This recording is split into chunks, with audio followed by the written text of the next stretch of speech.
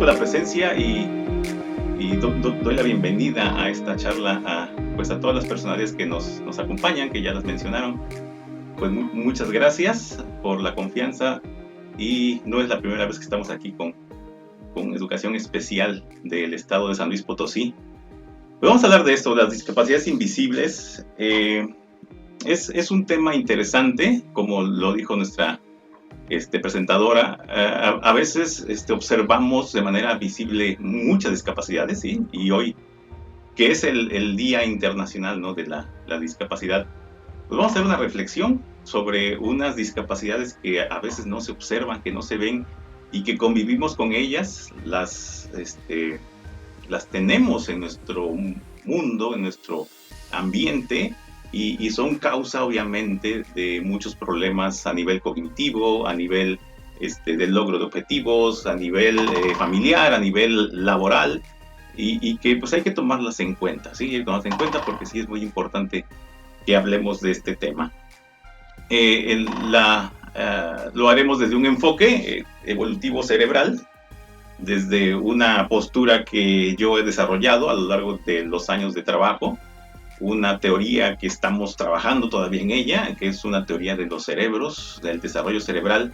Y bueno, vamos a entrar de lleno a esta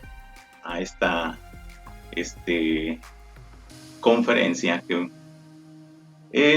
ya lo ponía en el video, el asunto sobre lo que es la discapacidad, sí, que incluye pues aquellas personas que tienen deficiencias físicas, mentales, intelectuales, sensoriales, y que a lo largo de la vida pues van interactuando con diversas barreras que pueden impedirles su participación plena y efectiva en la sociedad, en igualdad de condiciones con los demás. Bueno, eso ustedes se lo saben de memoria, es lo que están trabajando.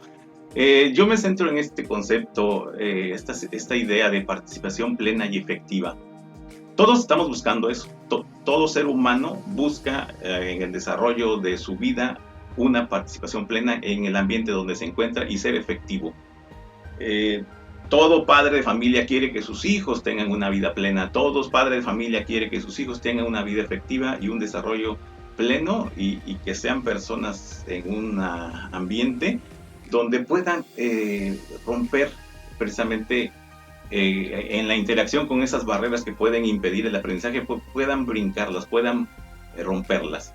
Estas interacciones, esta interacción que tenemos con esas barreras, pues pueden ser muy internas, unas barreras dentro de nuestra misma funcionalidad cerebral, que ahí pueden estarse generando.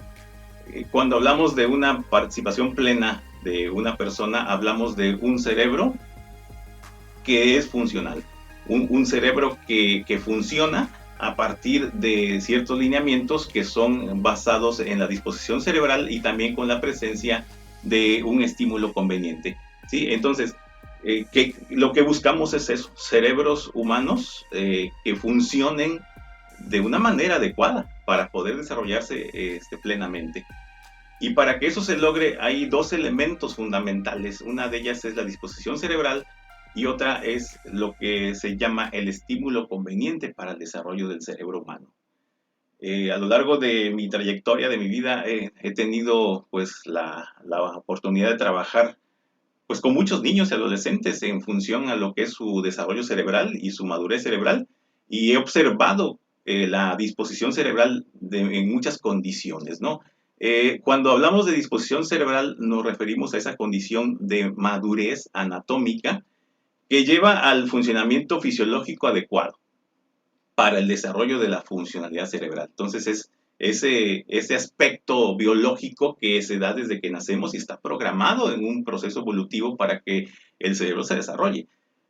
Pero para que haya esa plenitud de desarrollo necesitamos un estímulo conveniente. Y cuando hablamos de un estímulo conveniente, hablamos de la presencia de un factor externo, estable y coherente, que establezca una relación de estimulación constante y progresiva. Y a eso, ese estímulo constante, progresivo, que es coherente, es la educación. Hay un autor, Stanislas Dehaene, que dice que la educación es el potenciador del cerebro. La educación escolar, sobre todo, es el potenciador de todas las facultades cerebrales, ¿sí? En cierto modo, estamos hablando de eso. Y en algunos momentos la educación se convierte en una educación especial cuando se trata con personas con discapacidad, dificultades, trastornos, aptitudes sobresalientes. Necesitamos un tipo de educación fina, un tipo de educación más especializada que apoye y dirija su objetivo hacia el logro de esa plenitud que estamos buscando.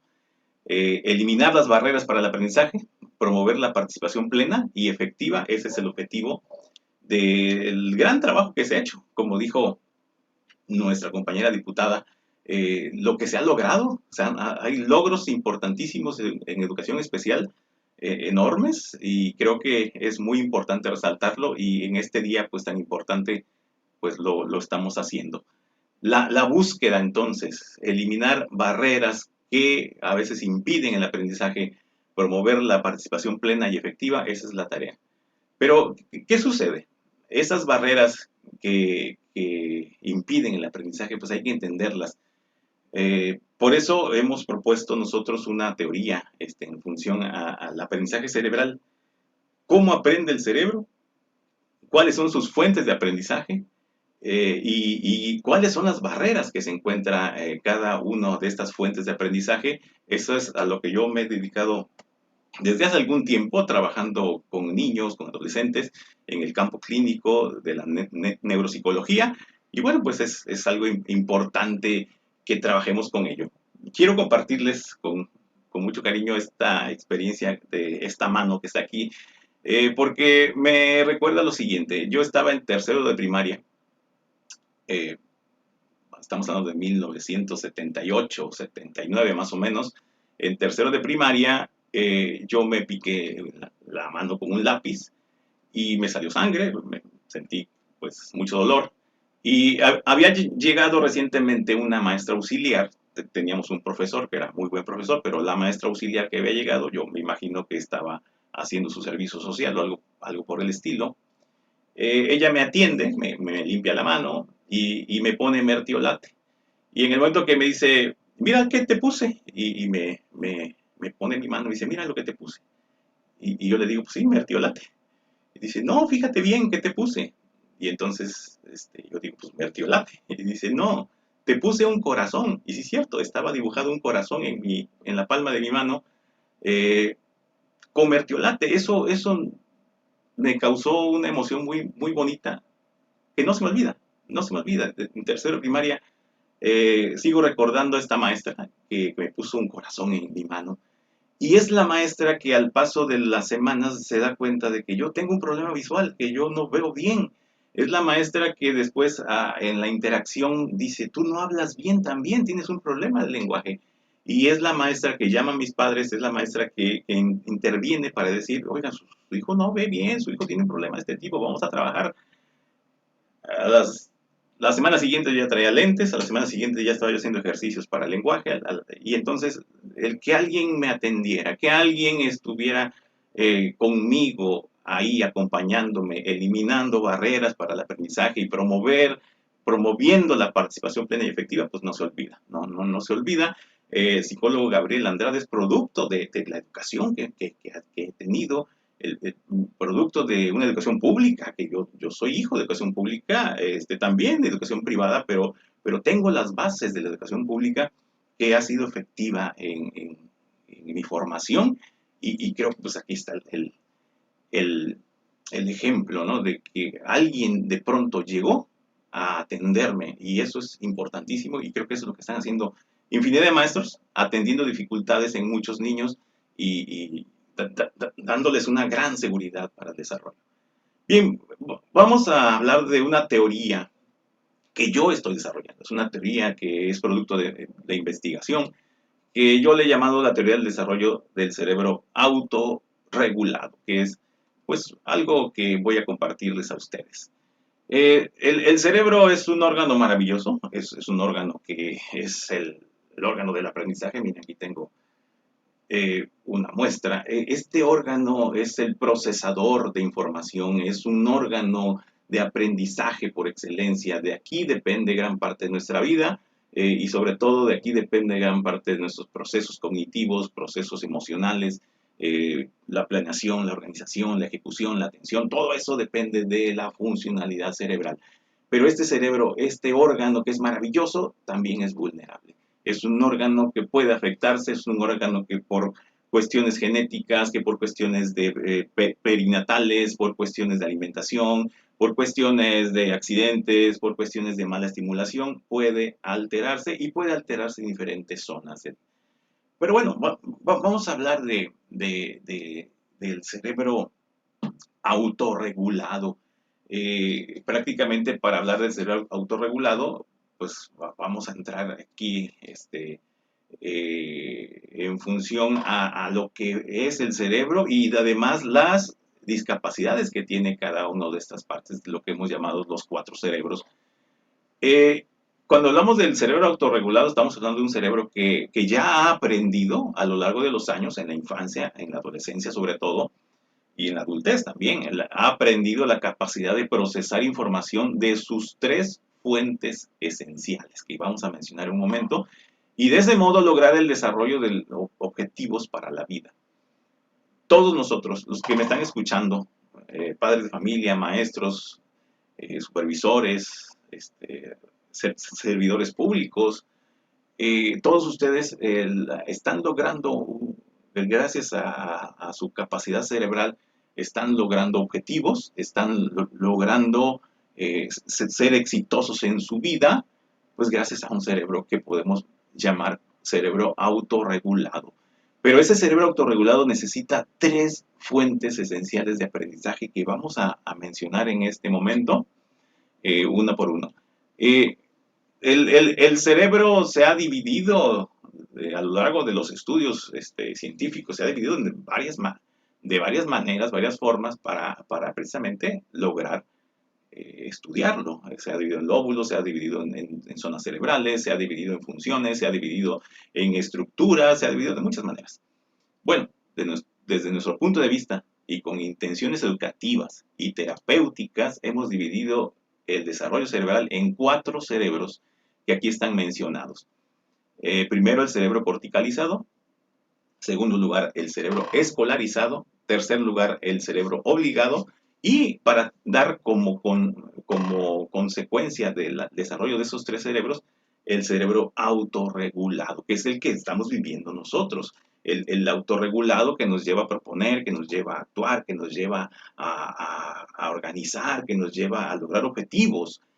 Ya después de los 12 años en adelante aprendemos eso y ya cuando tenemos 20, 25, 30, nuestro cerebro autorregulado es el que nos guía. Pero ¿qué pasa cuando no sucede así? ¿Qué pasa cuando uno de esos tres cerebros, el corticalizado o el escolarizado o el obligado, pues tiene sus dificultades? ¿Qué sucede entonces? Entonces ahí vienen ciertas situaciones que son discapacidades. Estos cuatro cerebros, bueno, decimos cuatro cerebros para dividirlos, ¿no? Dividirlos en etapas, pero estamos hablando de uno solo, que es nuestro cerebro humano que nos ayuda a todo lo que hacemos, ¿no?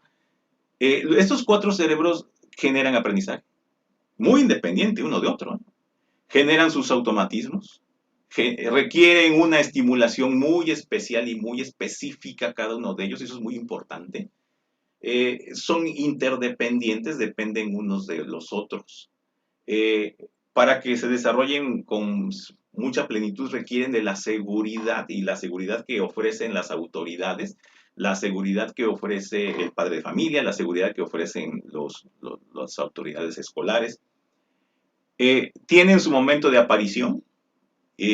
Cuando aparecen van a generar una crisis adaptativa porque ya hay un cerebro que ya está funcionando y de pronto aparece otro, entonces hay una crisis adaptativa y que hay que entenderla. Y muy importante, es cada uno de esos cuatro cerebros tienen sus propias discapacidades, que ahí es donde vamos a entrar al tema de las discapacidades, pues, invisibles, porque hay unas que son muy visibles. Vamos a empezar con el cerebro corticalizado, y el nombre se debe, bueno, pues ahorita lo voy a explicar por qué corticalizado, por esto, porque es el cerebro que va abandonando los reflejos primarios primitivos del tallo cerebral. Cuando nacemos, vivimos y sobrevivimos por esta estructura cerebral que se llama tallo cerebral. Y esta estructura de nuestro cerebro nos genera todos los instintos o reflejos primitivos que nos hacen succionar, que nos hacen movernos, que nos hacen, pero es por una acción refleja, ¿sí? Reflejos primarios primitivos.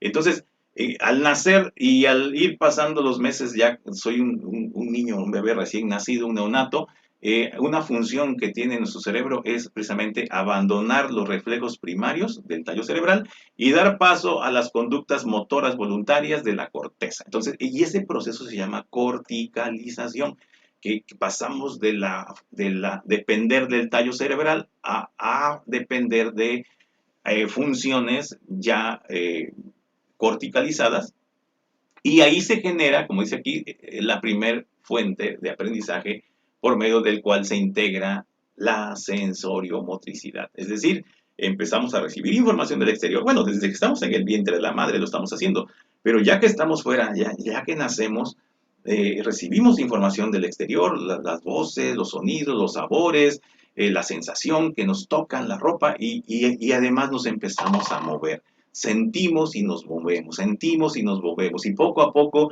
nuestro cerebro, con toda la estimulación que viene del exterior, nos va activando este proceso de integración sensoriomotora. Y eso van pasando los años y gracias a eso yo voy desarrollando o vamos desarrollando procesos pues importantísimos. Sobre todo estas zonas cerebrales, la zona motora, la zona sensitiva de la corteza, es la corteza parietal, esta es la corteza frontal, esta zona que es la zona motora, la zona sensitiva, entonces la integración, y están juntitas, juntitas, ¿no? Es que son diferentes lóbulos, pero es la integración sensoriomotora. Obviamente recibimos información auditiva, audición de la visión que se encuentra aquí en la parte occipital, información de los sabores, información de los olores, información de la sensación, el cuerpo, el dolor, etcétera, el frío, el calor, todo eso lo recibimos y vamos integrándolo en esta zona posterior y las acciones se van realizando y se van fortaleciendo la zona frontal para que realicemos acciones. Entonces, el cerebro empieza de los, aquí este esquema, mire, es un esquema que donde presento precisamente las edades de 0 a 5 años, de 5 años a 10 años, a 15 años, 20 años, y el cerebro corticalizado pues inicia desde el nacimiento, y desde antes del nacimiento. Desde ahí el cerebro empieza a corticalizarse, empieza todo el proceso de aprendizaje sensoriomotor, ¿sí? Entonces, este cerebro, desde nacimiento, desarrolla la sensoriomotricidad, está mediado por la gratificación, es decir, los niños buscan lo que les agrada, lo que les gusta, y es bueno, muy, muy bueno. El juego va a ser uno de los grandes estímulos para estas edades, el niño que le gusta divertirse, jugar, reírse. Es más, el niño entra en una interacción con su papá, con sus cuidadores, por medio del juego, de una interacción, y el lenguaje lo va aprendiendo también. En este caso, los movimientos motores que se van haciendo cada vez más finos, el control motor se va haciendo cada vez mejor, el lenguaje, que es una manifestación también de la sensoriomotricidad, escuchamos lo que nos dicen, luego lo vamos reproduciendo y poco a poco estamos logrando entonces pues, objetivos sensoriomotores, ¿sí? Empezamos a coordinar nuestro movimiento, ya caminamos, ya corremos, ya empezamos a hablar. Entonces, este cerebro se está activando, el cerebro corticalizado, y nos está poniendo las bases para poder lograr lo que sigue más adelante. Hay un aprendizaje, lo que aprendemos es a controlamos movimientos, controlamos posiciones, controlamos nuestros ímpetus, el niño ahí es muy impetuoso, llora fácilmente, y poco a poco empieza el niño a controlar ciertas emociones, ciertas situaciones educativas, nos empiezan a generar una acción en función a lo que esperan los que nos están cuidando y lo que nos están exigiendo. Entonces empieza a haber toda una situación ahí de aprendizaje que esencialmente es un aprendizaje sensoriomotor en función a que generemos precisamente una pues, condición de fuente de aprendizaje, ¿no? requiere de la atención exploratoria. El niño va, viene, busca, le llama la atención a algo y se acerca. Y así fuimos todos fuimos así, todos los que estamos aquí, los que se me están escuchando, exploramos, buscamos. Yo recuerdo la exploración, algo que sí me acuerdo de niño, un triciclo. Antes los triciclos eran de metal y era un triciclo grande y yo lo quería pedalear y no podía. Y en esa exploración yo me sentaba atrás, me acuerdo, mi hermano me llevaba, yo soy el más chico de cuatro hermanos, pues me llevaban para arriba y para abajo por ser más pequeñito, pero sí, buscábamos la exploración, explorábamos el estímulo que ayuda a este cerebro, es el juego, la novedad, y entonces es un cerebro que además los padres lo entienden, saben que el niño tiene que buscar pues, estar en el juego, en la novedad. Y aquí, en este caso, en este cerebro, la función de la autoridad, pues sí, es permitir la exploración. Obviamente le dejamos que el niño vaya, que explore, pero desde un entorno de seguridad, de cuidado. Lo cuidamos, nos cuidaron a nosotros, nos permitieron agarrar, nos permitieron tocar, pero había cosas que no se podían, ¿no? Había cosas peligrosas o si yo de pronto agarraba algo peligroso y me causaba un dolor, me causaba, pues en ese momento aprendía yo, decía, no, ahí ya no me meto, ya no, porque esto no me genera beneficio, no me genera gusto, no me genera, al contrario, ¿no? Entonces, vamos aprendiendo en ese énfasis de búsqueda, de explorar, nuestro cerebro va generando. En este caso, este cerebro es el que tiene las discapacidades, pues que son muy visibles, las motoras, las visuales, auditivas, del lenguaje, discapacidades múltiples, discapacidad intelectual, el autismo mismo se observa desde el niño tiene poquitos años de edad. Entonces, estas discapacidades pues son las que generalmente están trabajando y con mucho esfuerzo, pues, entornos de educación especial en todo México, ¿no? Yo conozco maestras de educación especial aquí en el estado de Veracruz, conozco de Tlaxcala, conozco de Toluca, he trabajado voy a trabajar próximamente con Baja California Sur y con pues, San Luis Potosí, pues ya tengo una experiencia de trabajo pues fuerte y están haciendo un trabajo excelente. Mucha gente le echa la culpa a las escuelas de muchas situaciones, ahorita lo vamos a ver más adelante, cómo hay discapacidades que son tan imperceptibles, son invisibles, que lo que hace la gente pues decir, pues es que la escuela tiene la culpa cuando realmente parece que no lo es. Bien, entonces ese es el cerebro corticalizado, que aquí está marcado en rojo. Más adelante seguiría el desarrollo del otro cerebro, que sería el escolarizado, para, junto con el obligado, llegar a la construcción de un cerebro que es un cerebro autorregulado. Bueno, el cerebro escolarizado, su nombre lo dice todo, está en función a lo escolar. Es el cerebro que está listo para adquirir las aptitudes académicas esenciales para desarrollar la segunda fuente de aprendizaje por medio de la decodificación de textos. Ya el niño ya lleva 5 años, 6 años con un cerebro que ya generó automatismos, ya camina muy bien, ya corre, ya brinca, ya habla. Y ese cerebro corticalizado de pronto pues ya está muy bien desarrollado. Él falta por desarrollar más, pero ya está desarrollado. Y de pronto tenemos al cerebro escolarizado, que hace su aparición a partir de los 6 años más o menos, y tiene que ver con zonas cerebrales específicas también. Sobre todo, y vamos a ver más adelante una teoría, como las zonas cerebrales de la parte de la parte occipital y la parte temporal izquierda, estas zonas cerebrales tienen que ver con la adquisición de lo que se llama la caja de letras, la caja. Entonces, y en este proceso, pues que surge a partir de más o menos los 5 años, 5 en adelante, y es el desarrollo de un cerebro que tiene que ver con lo escolar. Ahora, yo dije hace un momento, esta aparición va a generar una crisis adaptativa, porque el niño tiene ya unos automatismos sensoriomotores y de pronto va a empezar a hacer, con el nacimiento del nuevo cerebro, que es el cerebro escolarizado, va a tener que hacer acciones que no tienen nada que ver con lo sensoriomotor y con lo que está acostumbrado el niño. Entonces muchos niños ahí les cuesta trabajo y desde ahí empieza a haber una resistencia, no en todos los casos obviamente, pero sí. Entonces, a partir de los 5 años en adelante inicia este cerebro y lo que se va a desarrollar es este proceso llamado decodificación.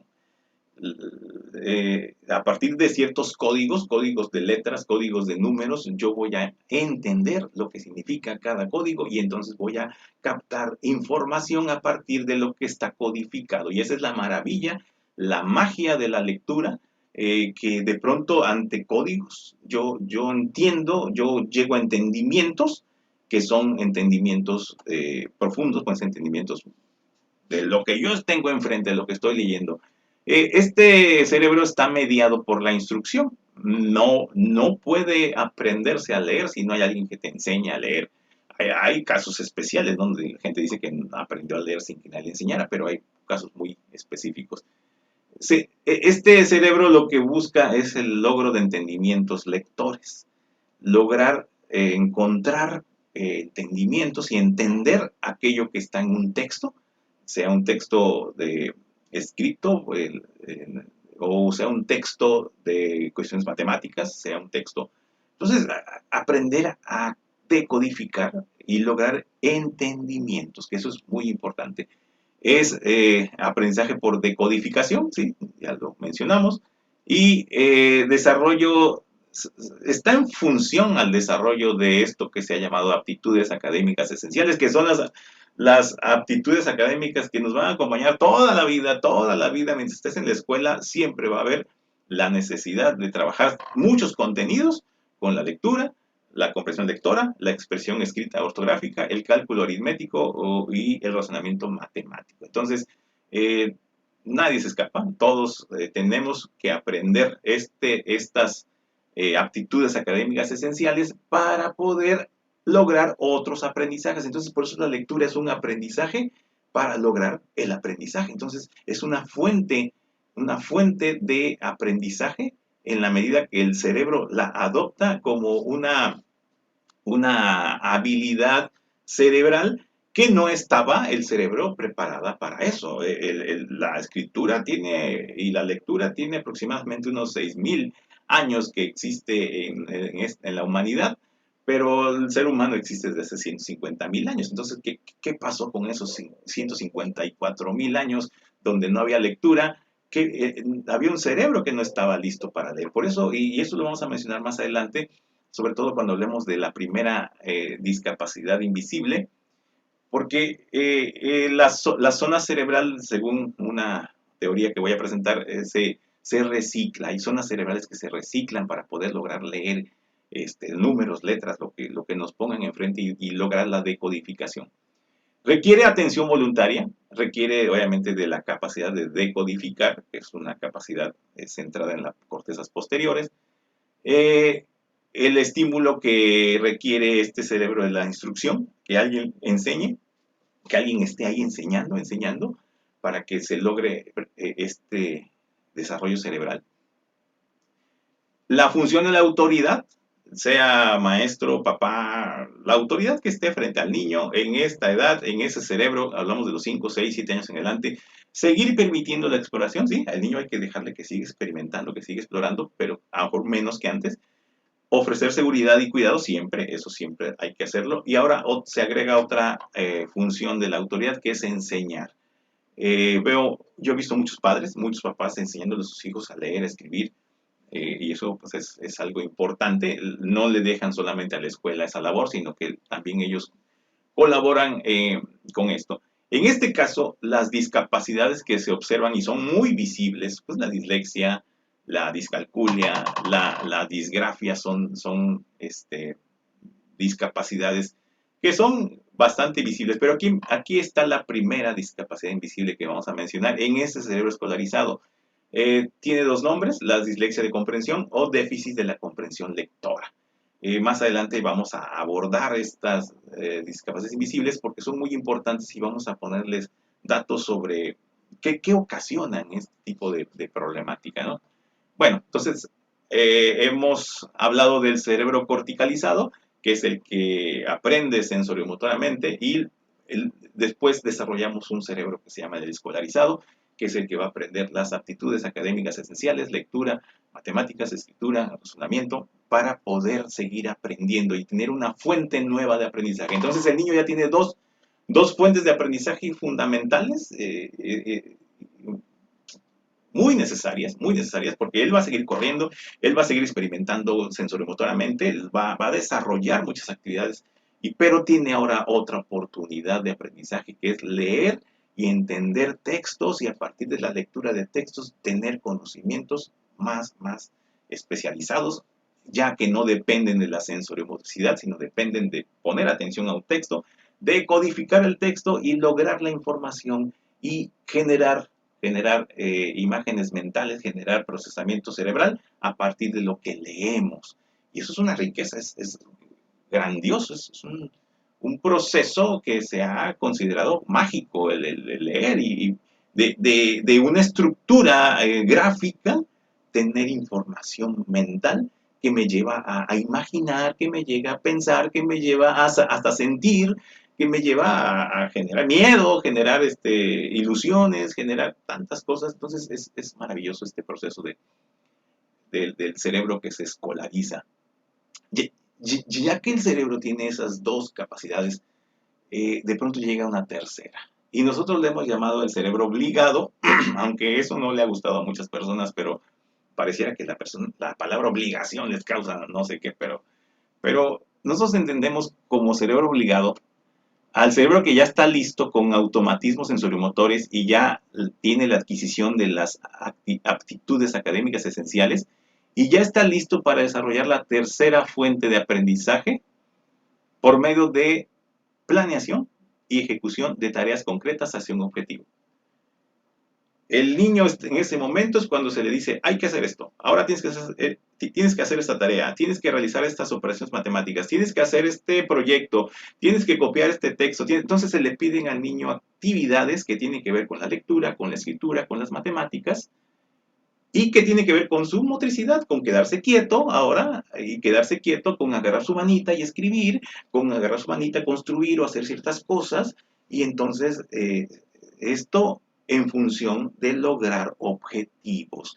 Entonces al niño se le obliga, llega el momento que la escuela, y en la escuela y en casa, empiezan a pedirle ciertos objetivos, y que esos objetivos van a tener una evaluación, van a tener una repercusión a nivel de aprendizaje y obviamente a nivel de calificaciones, obviamente también.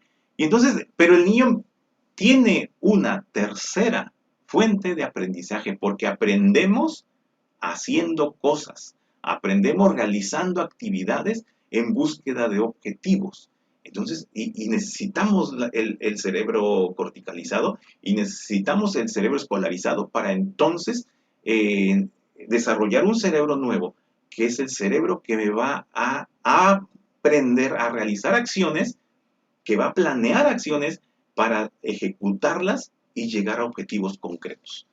Estamos hablando en este caso del desarrollo de la corteza prefrontal, ¿sí? Corteza prefrontal. En el primer cerebro, del cerebro corticalizado, estábamos hablando del desarrollo de las zonas sensoriomotoras, que son esas que estoy marcando aquí con el puntero.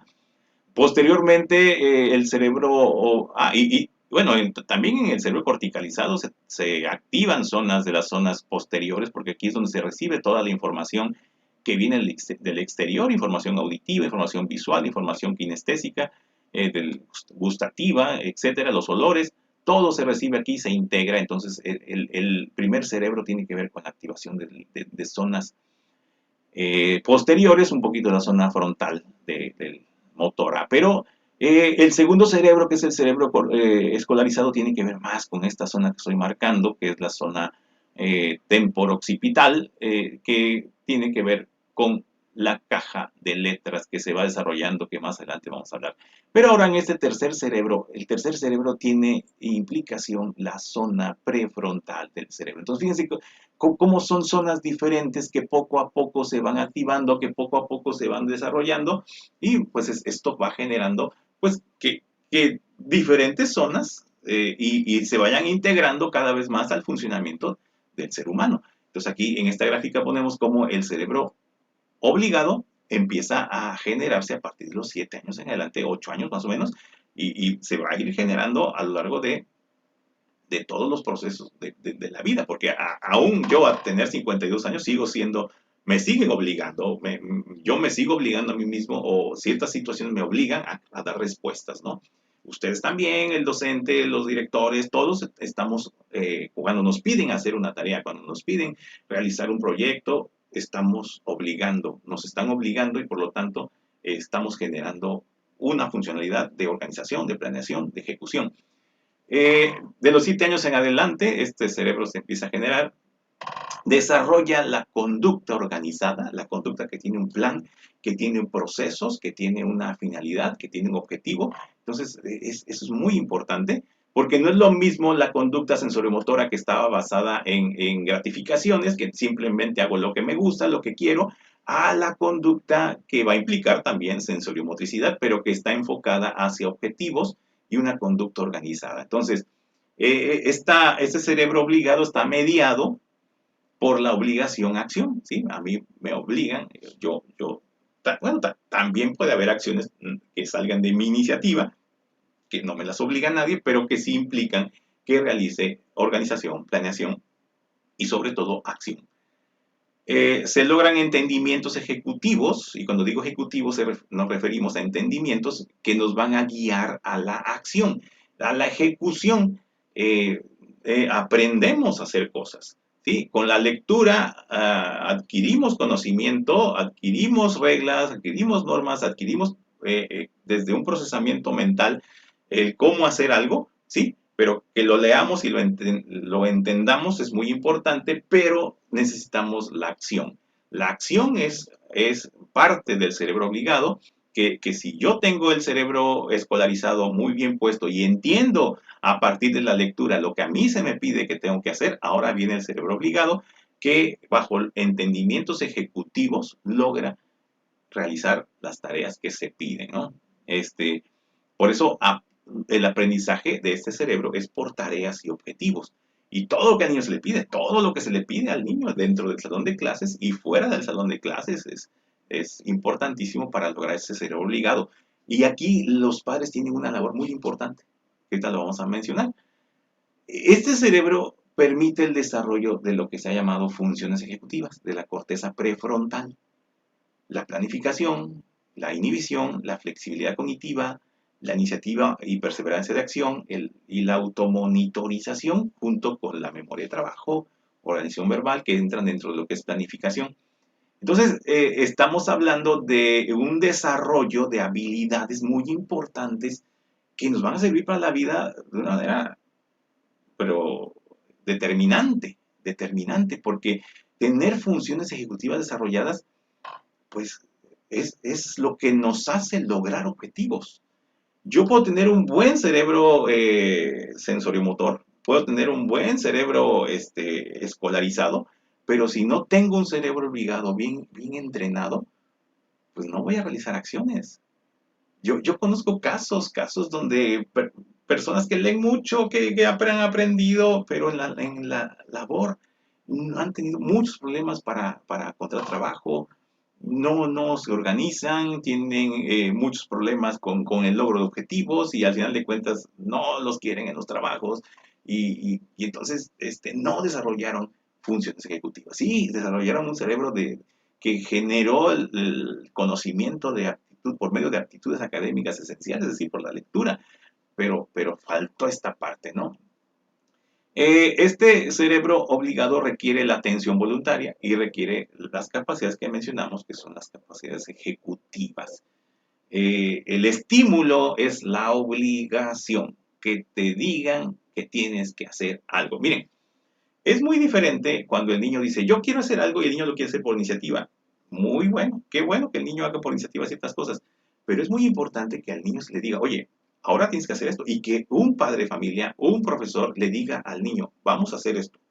Y si el niño dice, no, es que eso no me gusta, eso no lo quiero, el decir, no, eso es lo que yo como autoridad te estoy pidiendo que hagas y eso es lo que vas a hacer. Ese fenómeno. Y si el niño dice, ok, lo voy a hacer, y si el niño acepta, si el niño adquiere la iniciativa y a partir de ahí el niño empieza a trabajar una actividad que tal vez no le gustaba, tal vez no la quería hacer, tal vez no le gusta, es aburrida, es tediosa, pero lo que el niño hace y logra un objetivo, ahí está desarrollando el cerebro obligado, porque ese cerebro, ahorita lo vamos a ver, tiene que ver con el esfuerzo. Si algo desarrolla ese cerebro es el esfuerzo. Por eso aquí la función de la autoridad es seguir permitiendo la exploración, ¿sí? Ofrecer la seguridad, ¿sí? Seguir cuidando, seguimos cuidando a los hijos, claro, enseñarles, seguirles enseñando, pero ahora se agrega otra función de la autoridad para que ese cerebro funcione, que es la de obligar. Y ahí muchos padres fallan, hay muchos fallan. Sí, permiten la exploración, cuidan a sus hijos, les compran muchos juguetitos para que exploren, para que jueguen, para que electrónicos a veces muchos, les dan seguridad, les generan un ambiente de casa seguro, no los cuidan, les enseñan mejor, pero cuando se trata de obligarlos y el niño no quiere, el niño llora, el papá a veces se echa para atrás y dice, no, pues es que yo no quiero que mi hijo llore, yo no quiero obligarlo porque si lo obligo mejor no me va a querer. Y muchas ideas ahí, prejuicios que surgen, pero los padres tienen que entender que a los hijos hay que obligarlos a hacer cosas porque hay un cerebro, y por eso le pusimos este nombre, porque es muy importante, hay un cerebro, hay una parte del cerebro que para que crezca, para que tenga ese estímulo, pues dice, la estimulación de ese cerebro es la obligación, no la complacencia, no el juego, no la diversión. Ese estímulo de complacencia, juego, diversión, fue para el cerebro corticalizado, para ese cerebro fue esa estimulación. Para el cerebro escolarizado la estimulación fue la instrucción. Ahora para ese cerebro obligado, es la obligación, que el padre esté ahí supervisando, que esté exigiendo, que esté diciendo al niño, hay que hacer esto. Y el profesor igual, ¿no? En la escuela se realiza la actividad. Eh, Aquí se da el desarrollo, aquí EMS es el esfuerzo mental sostenido y el desarrollo de ESM, que es el esfuerzo sensoriomotor.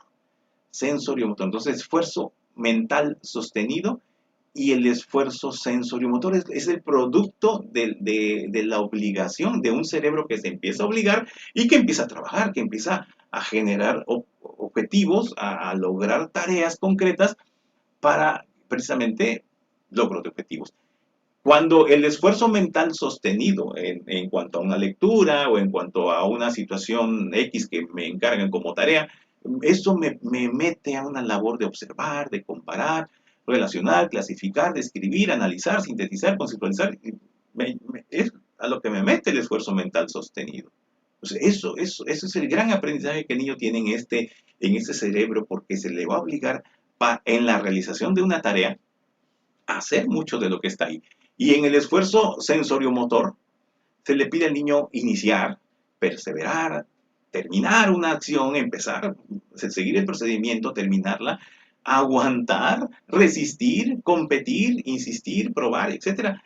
Muchas acciones que el niño, gracias a su esfuerzo sensoriomotor, tiene que realizar. Entonces, ese cerebro obligado va a meter al niño al desarrollo del esfuerzo mental sostenido, al desarrollo del esfuerzo sensoriomotor, y entonces se van a lograr objetivos y el niño va a automatizar estos esfuerzos. Y entonces, un niño que trabaja, un niño que se esfuerza, un niño que está, en cierto modo, cooperando con su autoridad y está realizando condiciones que después le van a llevar al desarrollo del pensamiento sistémico, del pensamiento crítico, del pensamiento creativo, científico, que eso se va a dar más adelante.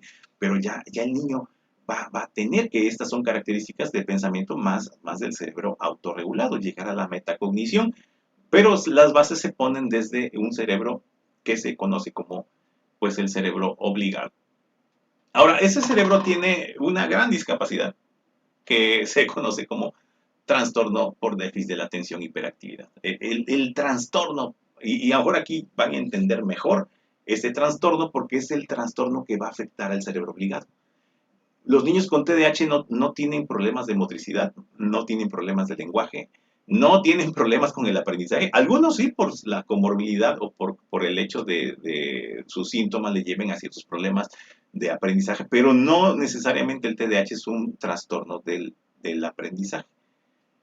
Es un trastorno que va enfocado hacia el cerebro obligado. Y aquí surge otra discapacidad invisible, que es muy diferente a tener trastornos por déficit de atención y hiperactividad, que se conoce como déficit ejecutivo.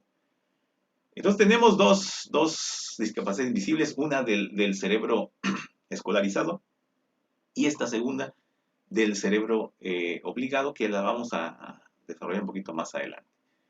Y entonces ya tenemos, ¿no? El cerebro corticalizado, el cerebro escolarizado, el cerebro obligado, y entonces eso da como consecuencia tener el desarrollo de un cerebro que es autorregulado. Pero tienen que estar esas tres condiciones para que se dé esto que se ha llamado ser un cerebro que se autorregula, un cerebro que gracias a los procesos de funciones ejecutivas controla, inhibe, busca realizar objetivos. Gracias al cerebro escolarizado, genera la fuente de aprendizaje de la lectura, puede leer muy bien, puede entender conceptos a partir de lectura, realizar, descubrir cuál es la esencia de una instrucción, de un texto, la estructura, etcétera. Y gracias a eso, el niño empieza a autorregular su vida para el futuro, que es a lo que vamos. El cerebro autorregulado, entonces, es el producto de estos tres cerebros que se dieron. Dice, es el cerebro que está listo con los automatismos sensorimotores del cerebro corticalizado, con la adquisición de las aptitudes académicas esenciales y además con el desarrollo de conductas dirigidas a una meta en el cerebro obligado, está listo para integrar las tres fuentes esenciales de aprendizaje y dar para el desarrollo de la autonomía. Y eso es muy importante. El cerebro autorregulado, por eso es autorregulado por ti mismo. Tú vas a desarrollar desde tu autonomía, ya no te va a obligar nadie, ahora tú por ti mismo vas a desarrollar acciones que son en función a lo que ya aprendiste. Vas a desarrollar por ti mismo acciones que son para la construcción de tu vida. Ya estamos hablando de un niño que se da a partir de los 12 años en adelante. Si nos faltara alguno de algunos de estos cerebros, el obligado o el escolarizado, como en este caso, a ver, si únicamente tengo el corticalizado y si desarrollé más o menos el obligado, pero con muy poca capacidad lectora, pues es incierto, no hay la seguridad del desarrollo de un cerebro autorregulado. También lo otro, si hay un cerebro corticalizado, porque corticalizados todos estamos bien corticalizados, pero escolarizado, quién sabe, ¿no? O obligados, ¿no? Hay niños, adolescentes que a lo mejor muy bien escolarizados, pero su cerebro obligado muy deficiente, no se les obligó, y entonces no se sabe qué sigue, ¿no? Hay una incertidumbre al respecto, o cuando se da la discapacidad del déficit ejecutivo, o en el caso del cerebro escolarizado, la dislexia de comprensión. Pero para que haya un cerebro autorregulado, se necesita pues, el desarrollo de los tres cerebros anteriores. Corticalizado, que me da la fuente de aprendizaje de la sensorimotricidad. El cerebro escolarizado, que me da el aprendizaje, la fuente de aprendizaje de la lectura. El cerebro obligado, que me da la fuente de aprendizaje de la realización de acciones y de actividades. Entonces, las grandes tres fuentes que integrarían en este caso todo el funcionamiento cerebral, ya completito, las tres unidades funcionales del cerebro están ahí trabajando y estamos hablando de un cerebro que después de los 12 años en adelante se desarrolla. Aquí en este esquema, ustedes podrán estar viendo cómo esos cuatro cerebros se han ido desarrollando. Y tal vez ustedes estén haciendo memoria, tal vez usted que me está escuchando está haciendo memoria de cómo desarrolló sus cerebros, qué faltó, qué sobró, o por qué la importancia de que su papá, su mamá le dijera hay que hacer esto y hacerlo bien, o que su maestro, su maestra, de pronto algún profesor le dijera esto hay que hacerlo de este modo y se hace así y vamos a hacerlo bien, y había exigencia y había...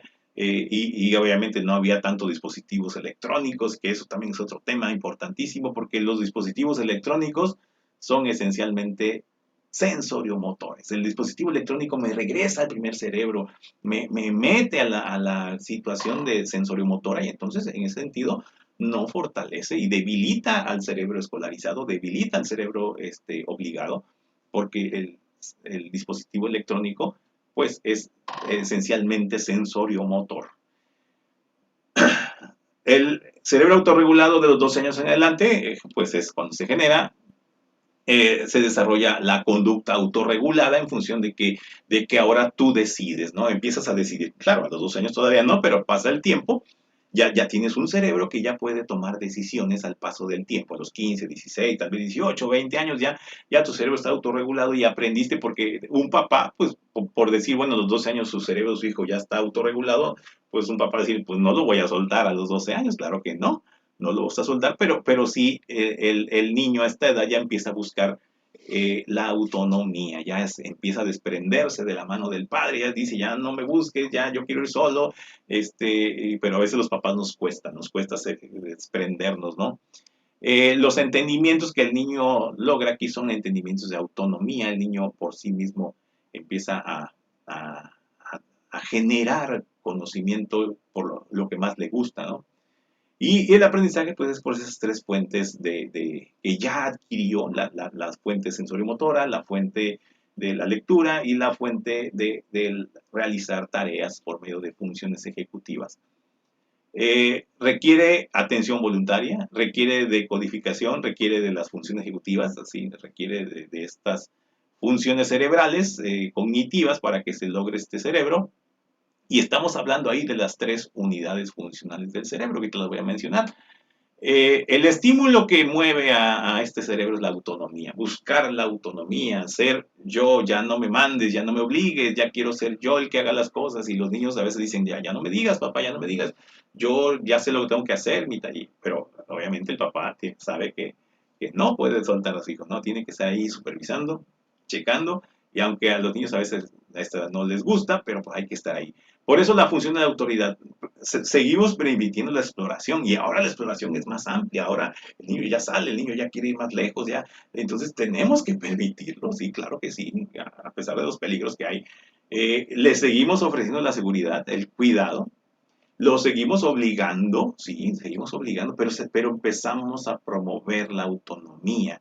Tú por ti mismo, tú organízate, tú lógralo. Que en eso fallan muchos padres. Cuando el padre es sobreprotector, cuando el padre es estrictamente un padre que quiere que su hijo esté en una burbuja de protección por miedos, por ansiedades que tiene el mismo papá o mamá, pues no promueven esa autonomía y el niño se encuentra en esa lucha interna que él sí la quiere, pero al final de cuentas también tiene miedos, pero pues tiene que lograr. La autonomía es uno de los elementos fundamentales en el desarrollo del ser humano y el cerebro autorregulado es lo que busca, lo que quiere ese cerebro es ser autónomo, pensar por sí mismo. Claro, se va a equivocar, claro que sí, va a cometer errores, va a cometer muchas, a lo mejor situaciones que no son como deberían ser, pero él aprende, precisamente sus funciones ejecutivas le van a llevar a la flexibilidad cognitiva, le van a llevar a generar procesos inhibitorios para detenerse, para decir no, o para decir sí, o para decir esto es así, o esto es de este otro modo,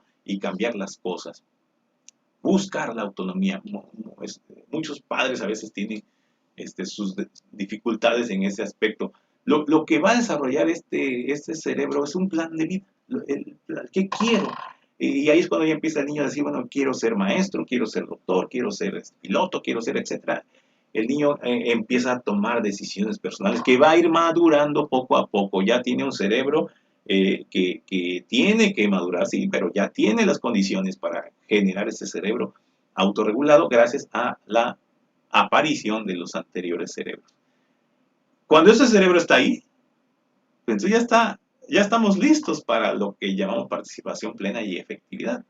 Estamos listos para eso, para lo que de inicio dijimos que tenemos que buscar y hemos superado las barreras del aprendizaje y si llegamos a ese cerebro con un buen desarrollo de los cerebros anteriores, pues tenemos el buen camino, ¿no? Estos cuatro cerebros, como lo dijimos, el cerebro corticalizado, saber controlar.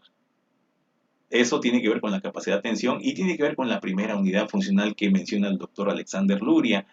Saber controlar, controlar la motricidad, controlar el cuerpo, controlar el cerebro escolarizado, saber decodificar, tiene que ver con el proceso de codificación, aprendizaje, memoria también, tiene que ver con la segunda unidad funcional.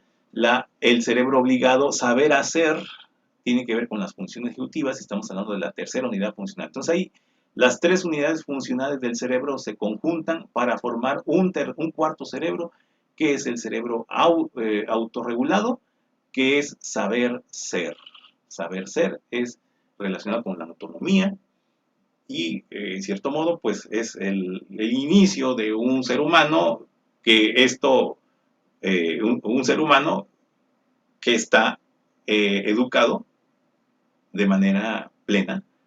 Esto sería así la educación completa de lo que es un cerebro que ya está listo para la vida, ya está listo para empezar a funcionar.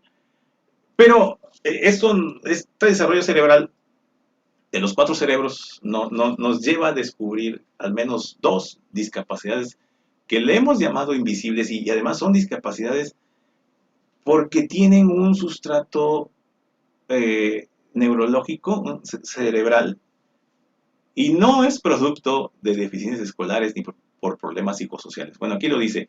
Llamamos discapacidades invisibles a las barreras del aprendizaje debido a alteraciones cerebrales específicas causadas por inmadurez cerebral o por causas hereditarias, no por deficiencias escolares, no por problemas psicosociales, y que obviamente van a ser barreras para el aprendizaje.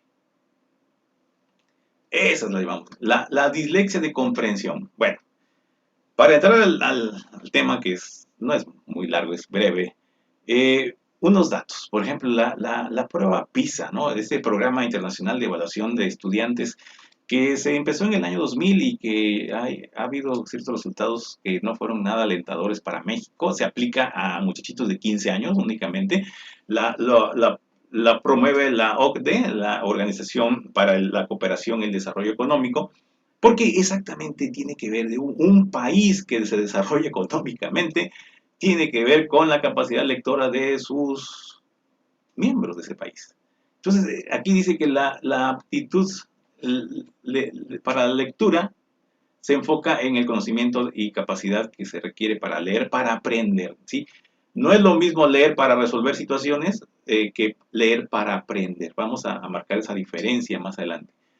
En la evaluación de la lectura PISA del 2003, las posiciones más bajas las fueron Túnez, Indonesia y México. Entonces, ahí hay un detalle muy grande, ¿no? Estuvo por debajo del nivel, el nivel 1, son 5 niveles que mide la prueba PISA, y entonces el nivel 1 más bajo, donde están los alumnos que pueden leer, sí, pueden leer, están alfabetizados, están totalmente alfabetizados, pero tienen importantes dificultades para utilizar la lectura como una herramienta que les permita ampliar sus conocimientos y destrezas. Y ese es el problema. Ese es el gran problema. El niño que no ocupa la lectura para el aprendizaje, entonces, ¿para qué lo ocupa? Entonces hablamos de los lectores utilitarios. Aquí, este autor Garrido, ese libro que se llama El buen lector se hace, no nace, en el 2014 publica que en la encuesta del CONACULTA, que es el Consejo Nacional para la Cultura y las Artes, realizada en el año 2006, indicó que el 88.6% de los niños que son alfabetizados no llegan a formarse como lectores. Imagínense, o sea, sí son lectores utilitarios, como dice ahí, leen para estudiar. Cuando alguien dice, hay que estudiar, solamente leen, no hay que estudiar. Leen para una cuestión del trabajo, hay que leer. Leen para informarse, ¿no? ¿Qué camión tienen que tomar? La medicina o algo así muy importante. O para la convivencia digital, el WhatsApp, el Facebook, leen para eso. Pero no usan la lectura para aprender. La lectura es para eso. O sea, la lectura es una fuente de aprendizaje. Cuando yo soy un lector utilitario, solamente uso la lectura como un medio de comunicación, pero nada más. Es como si estuviera platicando con alguien que no me enseña nada. No me enseña nada, pero podemos platicar. Me da información, pero no me enseña. La lectura como fuente de aprendizaje debe ser una lectura que te lleve a aprender. Y si estamos hablando, a ver, este dato es muy, muy alarmante, porque entonces el, el 11.4%, me incluyo, somos los lectores que ocupamos la lectura para aprender en este país. 11.4% de cuántos millones que somos, 140 millones de personas. 11.4% solamente somos los que usamos la lectura para aprender. ¿Por qué? Porque hay gente que no usa la lectura para aprender. Porque no en todos, hay muchos motivos por los cuales mucha gente lee, pero dentro de esos motivos hay lectores que son disléxicos de la comprensión.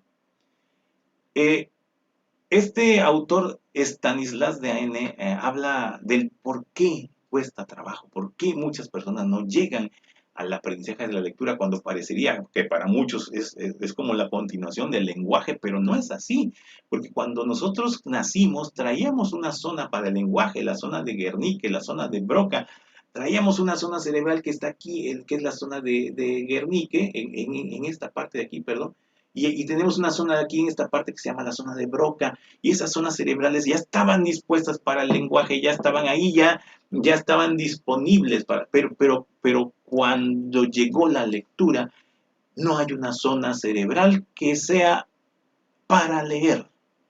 Por eso dice Stanislas Dehaene, teórico francés, dice que aprender a leer consiste en reciclar. Entonces el cerebro tiene que reciclar una porción de la corteza para reorientarla hacia las formas de letras y sus combinaciones, es decir, aprender a leer. Esa zona cerebral, dice, para aprender a descifrar las palabras, el cambio se sitúa en el hemisferio izquierdo, en la llamada área de formación visual de palabras de la corteza visual, que se encontraría en esta zona que está ahí marcada de amarillo, la área visual de palabras. Pero esa zona cerebral no es naturalmente para la lectura. Esa zona es para reconocer rostros, para reconocer objetos y formas geométricas que incrementa la respuesta a las letras en la medida que se empieza el aprendizaje de la lectura. Pero no había una zona específica para la lectura. Esa zona se empieza a reciclar. Y por eso dicen que quienes leen mucho y han desarrollado esta zona cerebral a veces no identifican rostros, pierden la capacidad de identificar rostros de otras personas, sobre todo personas que no ven con frecuencia. La lectura entra en competencia, fíjense, ese es el detalle, que la lectura entonces entra en competencia con las tendencias naturales que ya estaban instaladas en esta zona cerebral. Entonces aprender a leer no es tan fácil, no es tan fácil, entonces cuesta mucho trabajo y son 4 niveles que tiene que desarrollar el niño cuando aprende a leer. El nivel fonológico, sí, empieza el fonológico, pero luego sigue el nivel lexical, ya formar palabras, y luego viene el nivel sintáctico, formar frases, pero tiene que llegar al nivel, cuarto nivel, que es el nivel semántico, que es el que muchos no llegan. Sí, leen, forman palabras, entienden frases muy cortas, entienden cosas muy esenciales, cosas muy familiares, las leen y las entienden perfectamente, pero cuando se trata de un texto, de algo nuevo, algo diferente, algo que tiene gran cantidad de párrafos o textos, es decir, entendí muy bien, tal vez está difícil, repasé, tuve que buscar algunos conceptos y después ya entendí el esquema esencial de este asunto, de este texto. Eso es el nivel semántico que cuesta trabajo. Entonces, el cerebro entra en competencia, está luchando porque está entrando en competencia para lograr espacios en esa zona cerebral que tengan que ver con la lectura y poder leer letras, leer números, leer grafismos y lograr la decodificación. La lectura recicla la competencia de la zona cerebral, entonces elimina o neuronas que estaban destinadas a distinguir rostros, formas, figuras, se cambian, ahora su actividad va a estar en función a las letras en específico. Este autor descubre cómo las personas que son analfabetas pues tienen una actividad diferente en esa zona cerebral, ¿no? Que no responde a las letras. Cuando hablamos de dislexia de comprensión, nos referimos a que hay personas que sí tienen una adecuada exactitud lectora, sí leen bien, leen correctamente, y por eso es invisible, porque entonces un maestro puede decir, no, este niño sí lee muy bien. La rapidez está por debajo del promedio, pero no tanto. Sí, puede leer un poquito más lento, pero sí lee. Pero el problema está en que la comprensión es deficiente. Si el texto es muy común, si es de un tema muy sencillo, es un cuento, una historia, pues parece que no hay problema. Pero si el cuento es de algo que explica algún término técnico, alguna cuestión o palabras que son desconocidas, ya empieza a ver, claro, quien se enfrenta a palabras desconocidas, pues tiene la obligación de buscarle, investigar, ¿no? Ese es el aprendizaje, precisamente. La lectura te ofrece situaciones nuevas, ¿eh? Usar la lectura solo para resolver situaciones cotidianas. La dislexia de comprensión es eso. El lector utilitario, ¿no? Solo resolver situaciones cotidianas. Y para eso leemos nada más. Pero no para aprender. Tiene dificultades para descubrir lo que se ha llamado la superestructura de un texto, que tiene que ver con los puntos, es decir, este texto tiene que ver con esto, con esto, con esto, con esto, la superestructura, y dificultades para descubrir la macroestructura del texto, que es la idea principal del texto. Es decir, a ver, voy a resumir este texto, y el texto que tiene 2 párrafos lo puedo resumir en 10 palabras. La idea principal, es una gran dificultad para eso, ¿no? Dificultades para generar representaciones mentales de un texto. Generalmente el texto, cuando leemos un texto, generamos a nivel cerebral y generamos aquí en la corteza prefrontal, en la zona que se llama el foco atencional, generamos una representación mental de lo que estamos leyendo, ¿no? Entonces, imaginamos lo que estamos leyendo. Los libros de ciencia ficción dice que son maravillosos porque te hacen imaginar, te hacen pensar cosas que no son reales, pero que en cierto modo tu cerebro está funcionando con información que le hace hacer representaciones mentales y eso es lo maravilloso, ¿no? Un conjunto de grafismos, al momento que mi sistema ocular lo detecta y pasa por todo el proceso de información al quiasma óptico, hacia los occipitales y lo integra en lectura, en ese momento pasa a la zona semántica de mi cerebro, a mi memoria semántica de largo plazo y descubro el significado de lo que estoy leyendo. Y mientras más información tenga sobre el tema, pues más fácil va a ser generar esa representación mental de lo que estoy leyendo y lo cual me va a hacer construir de una manera, pues, eh, rápida, una manera efectiva, procesos de tipo abstractos increíbles. Hay gente que dice, generalmente gente sensoriomotora, que tiene muy desarrollado el cerebro corticalizado y no el cerebro escolarizado, y gente que dice, es que yo aprendo de la escuela de la vida, la vida es la que me enseña. Y sí, la vida enseña, sí es cierto, la vida enseña muchísimo, sí es cierto. Un hombre puede estar a lo mejor muchos años mirando el universo y decir, y así hicieron los antiguos, ¿no? Miraron el universo y descubrieron cosas, sí, descubrieron, pero ¿cuántos años tardaron en hacer eso? Muchos años, y llegaron a ciertos conocimientos muy abstractos, pero si eso que ellos llegaron lo escriben, y de pronto al paso del tiempo, un jovencito de 14, 15 años, o a lo mejor de 20, lee eso que escribió ese señor y ese señor que logró muchos años en obtener esa información abstracta y gracias a la lectura y gracias a que yo leo eso y yo puedo entender esto que a aquel le costó muchos años y yo lo puedo entender en 1 hora, 2 horas y decir, qué maravilla, entendí gracias a la lectura y lo que está plasmado en la escritura, entendí lo que tal vez a una persona le costó años entender. Entonces, esa es la maravilla de saber leer, y ese es el gran problema, de que no tengamos tantos lectores pues, que aprendan con la lectura. El déficit ejecutivo es otro fenómeno que generalmente es también invisible.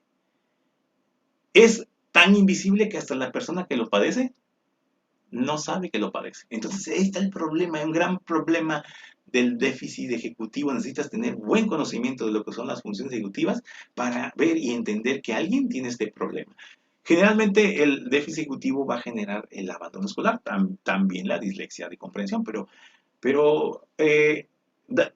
hay datos, bueno, no únicamente el fracaso escolar, sino el fracaso en muchos aspectos, pero hay datos importantes, como este, por ejemplo, publicado en el periódico Universal en el 2017, que dice que el sistema educativo en México fue incapaz de mantener en la escuela al 80% de los niños que iniciaron la primaria en 1999 y que hoy, o sea, en el 2017, tienen 24 años de edad. O sea, actualmente esas personas tienen ¿cuántos? Estamos en 2021, tienen 28 años de edad, 28, 29 años de edad. Ese dato se me hace muy fuerte, muy fuerte. A ver, dice que la escuela fue incapaz de mantener, bueno, la escuela, pero muchos de estos fracasos escolares es posible que se deban a un fenómeno cerebral y no a la escuela. No le echen la culpa a la escuela. Hay un fenómeno cerebral que tal vez no se ha podido detectar y también los padres tienen mucha responsabilidad, que se llama déficit ejecutivo, que no aguantan, no soportan, no están totalmente corticalizados, son cerebros sensoriomotores totalmente, que la cuestión escolar educativa no les gusta el juego, la diversión, el entretenimiento, el divertirse, estar, entonces abandonan la escuela, o con cualquier pretexto dicen, ya no voy a la escuela. Entonces, 80% en el transcurso, obviamente, del 99 hasta, desde que el niño tenía 6 años hasta que tenía 24 años, pues en ese transcurso de los años, pues hubo un 80% de abandono. Pero abajo dice, el ciclo escolar 2017-2018 no acudirán 1.193.497 niños y jóvenes porque decidieron abandonar algunos de sus grados escolares. Bueno, son datos que ahorita voy a precisar en relación a esta deficiencia o esta discapacidad invisible.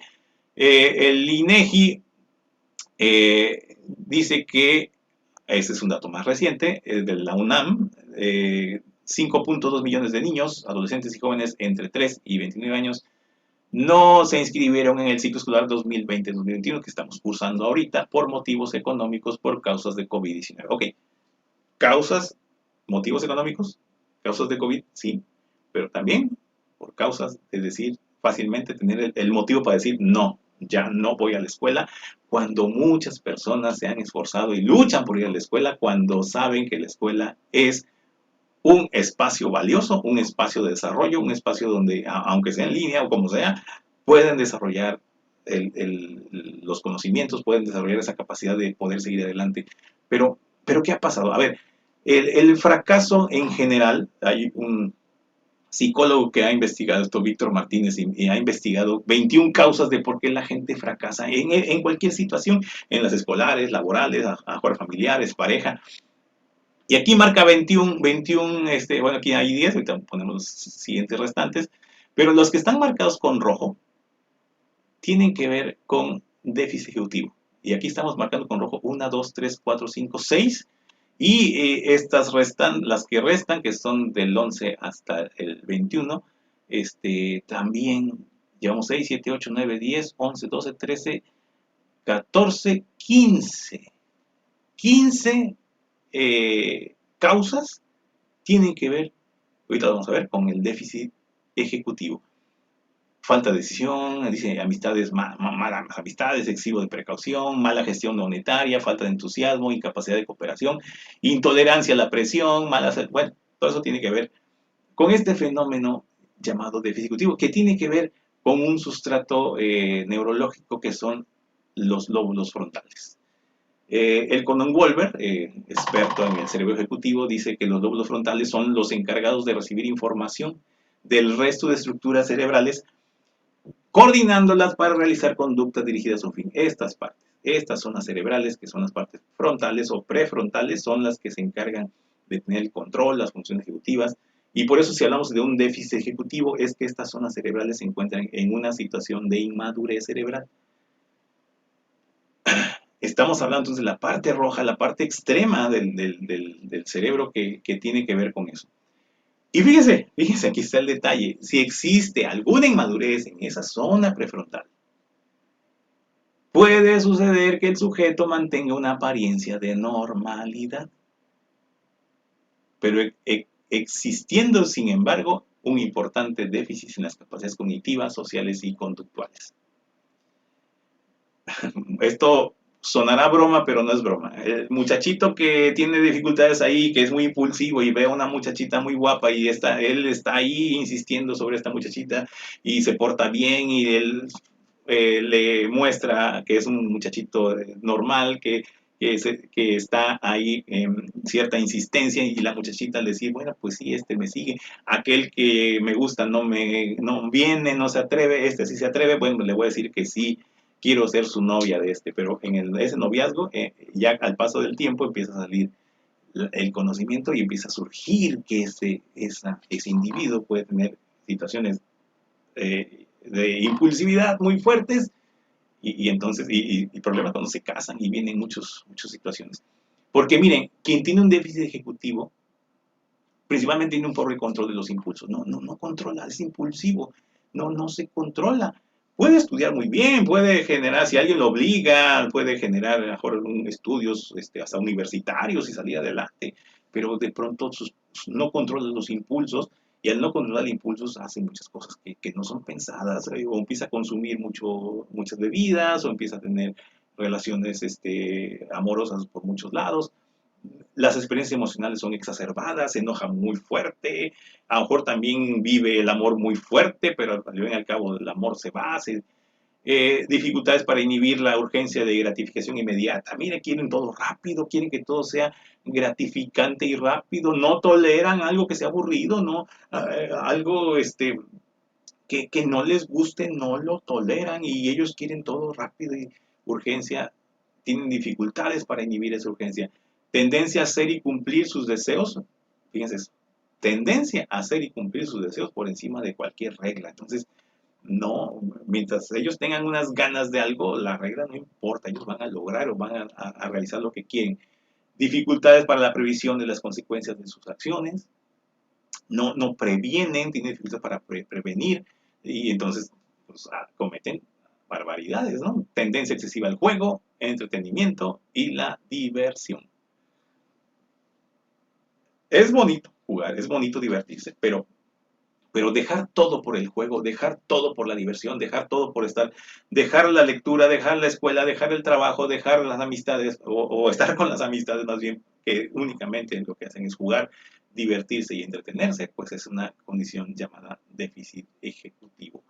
Incapacidad para iniciar un comportamiento nuevo, generalmente están en relación a situaciones que son totalmente repetitivas y familiares. Y esto que les decía yo, quien tiene el déficit ejecutivo tiene poca conciencia de tener el problema. Ellos piensan que están bien, que no tienen ningún problema y por lo tanto, cuando se les dice, oye, creo que tú deberías ir a una terapia o parece que tú estás mal, se enojan, se molestan, reaccionan mal y obviamente, pues, si eres amigo o si eres compañero de trabajo, pues te dicen adiós y si eres familiar, pues te dejan de hablar o cosas así por el estilo, ¿no? Pues esa es las discapacidades invisibles que este déficit ejecutivo, por eso marcamos la deserción escolar. Muchos muchachitos, muchos jovencitos han dejado la escuela por esta condición del déficit ejecutivo. Buscan cosas más fáciles, no tan complicadas, y si ya empiezan a trabajar en algo y ganan dinero, prefieren seguir en su vida. A lo mejor pueden llegar a ser exitosos, sí, pueden llegar a tener, pero muchos casos caen en las drogas, muchos casos caen en situaciones pues, ser los ninis, ¿no? Que ni trabajan, ni estudian, ni hacen nada, y están generando, pues, ahí situaciones. Bueno, ya, como conclusiones,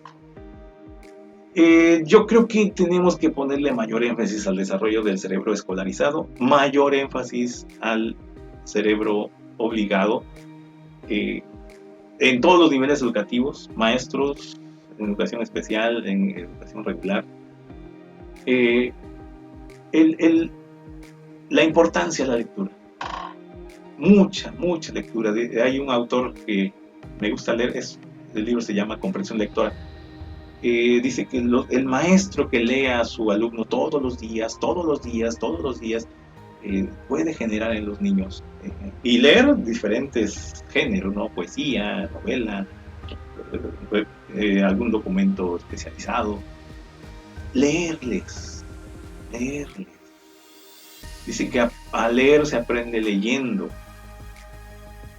Y padres de familia. Padres de la familia tienen aquí una gran labor, el cerebro ligado, el cerebro también escolarizado, en casa leer.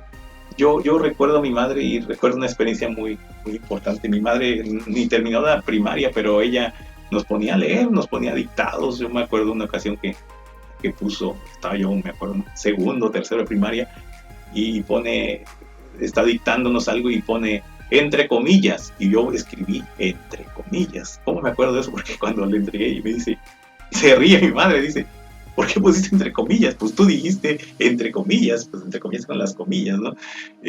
Yo lo escribí. Y aprende uno de eso, ¿no? Una mamá que te pone a leer, que te exige. Bueno, qué bueno. Con mis hijos a veces no se pudo exactamente así. Yo vi que... Pero mi esposa, la mamá de mis hijos, lo hacía en cierto modo. Los padres tenemos, las familias tenemos una labor importantísima, sobre todo en el desarrollo del cerebro obligado. El cerebro obligado es fundamental porque muchos de los que me están escuchando, muchos de ustedes, los que están en cargos públicos, los que están en niveles ahí en la política, que veo que tienen compromisos muy fuertes con el pueblo y con el desarrollo de la población. Lo que han logrado ustedes, yo creo que tiene que ver con lo que se hizo en la infancia, las obligaciones que les pidieron hacer, el esfuerzo que sus papás generaron en ustedes para que ustedes dijeran, pues sí, voy a hacer esto, voy a desarrollar, voy a crear, o un maestro o alguien que estuvo con ustedes que les dijo, tienes que hacer esto, tienes que realizar, y sabemos que eso puede ser en todo el proceso de formación, ¿no? Generamos estos cerebros. Son cerebros que se van formando, que nos llevan al cerebro autorregulado y prácticamente nos llevan a esto que estamos pues hablando sobre la discapacidad. Generar condiciones donde pueda tener yo participación plena y efectiva. Pues muchas gracias, no sé si tengan alguna duda, gracias por su atención. Yo dejo los micrófonos abiertos por si hay alguna pregunta. Dejo de compartir la pantalla y con todo gusto estoy para responder a sus dudas.